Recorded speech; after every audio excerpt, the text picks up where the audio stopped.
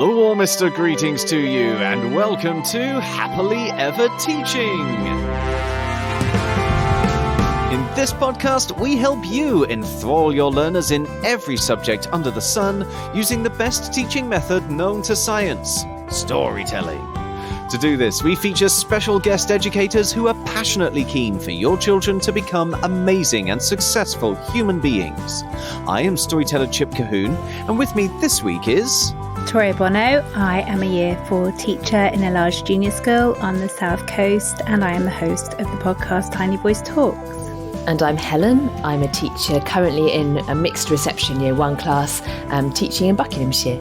And today we are exploring what science we can teach with a stupendously silly folktale from Russia. You can listen to the story by downloading our sister podcast, Fables and Fairy Tales, or search our website, epictales.co.uk, for The Fish in the Forest. There you'll find a video of me telling the story that you can share with your children. And if you sign up as an Epic Educator, you'll also get a copy as an ebook or paperback illustrated by the magnificent Mario Coelho, as well as the full audiobook for you to download at any time.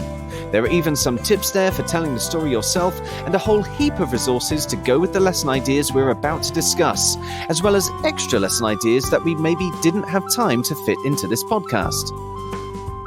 Right now, though, let's continue our discussion with Helen and Toria as we move on to the science of turnips, maybe.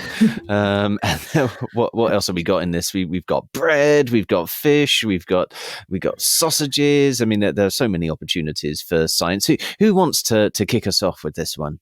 Two little ideas for science that I have. The first one is to do with treasure, because I think when a story involves treasure, you should get every learning opportunity around treasure out that you can. So this is... That's the one thing that I didn't mention. I mentioned bread and fish, and you got straight for the treasure. I did, didn't I? I will be talking about the bread and the fish later, but, straight to the treasure. And I thought it would be a good opportunity to explore the idea of metal detectorists.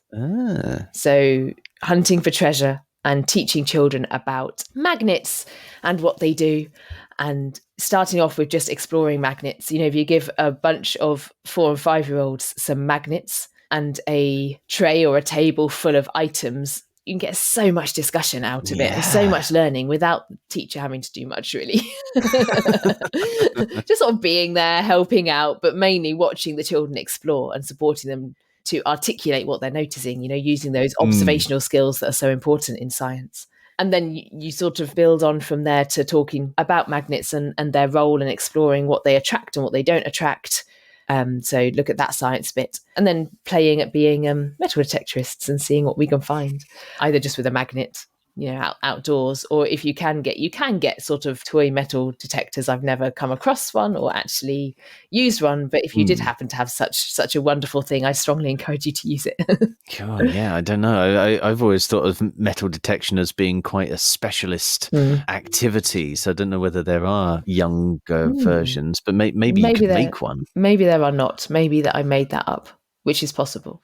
But yeah, maybe you can make your own, and that would be a whole other project, wouldn't it? Because children just love spending time in dirt, finding out what's there. And then the other science activity I had is another more an observational, sort of open-ended kind of, just see what happens activity. Okay. So the farmer leaves the sausages in some water and the bread in a tree, the fish on the grass. I thought it would be interesting to see what happened if you actually did that. This is going to become a very disgusting... Yes. So set up a little observation area outside, preferably, because then, you can get the loaf of bread in a tree. It'd be just really interesting discussions around what's happening each day, and the children noticing things. It might be that they disappear, and then you've got a discussion about, where did they go? Did an animal take them? Was it a carnivore? Which was the carnivore take? So you didn't do this just for space of a morning like the farmer does. You'd leave it for longer. I would leave it for longer, I think, until maybe it became a health and safety hazard. Like just leaving some fish in the grass, potentially. Yeah.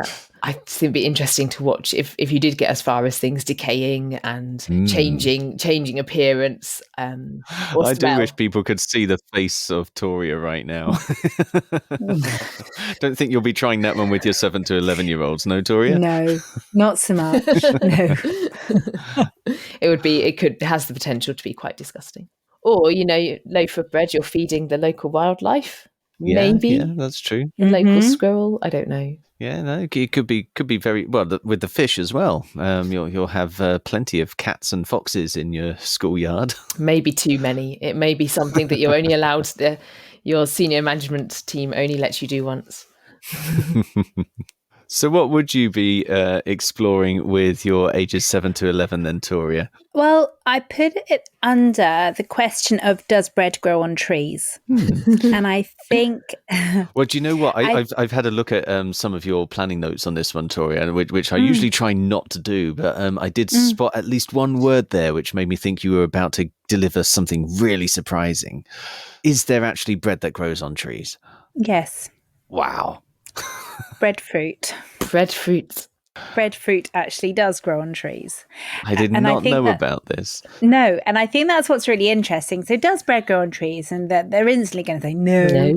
But I think it lends itself really well to a number of different areas across the Key Stage 2 science curriculum, such as habitats, plants, and so on. So actually, what does grow on trees? Because I think it's the habitat that allows breadfruit to grow. We wouldn't be able to grow breadfruit in our habitat currently.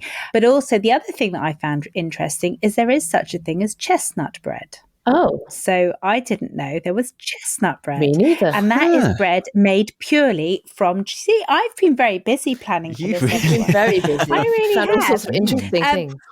So historically, when there was a real issue getting hold of flour, people still wanted bread, but they weren't sure what to do. So what they did was they created chestnut bread, and they basically ground down the chestnuts and they created chestnut bread, which is phenomenal. Wow. Yeah.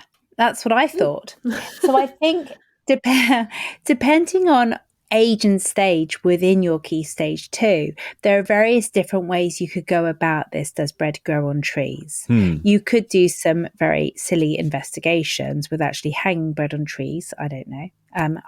But at the same time, I think it's more about actually getting children to really investigate, what grows on trees, and then discovering, in a sense, this breadfruit, because that was what I came about it and was like, wow, that's really, really interesting. Yeah. That not only bread, but also butter grows on trees as well. Butter?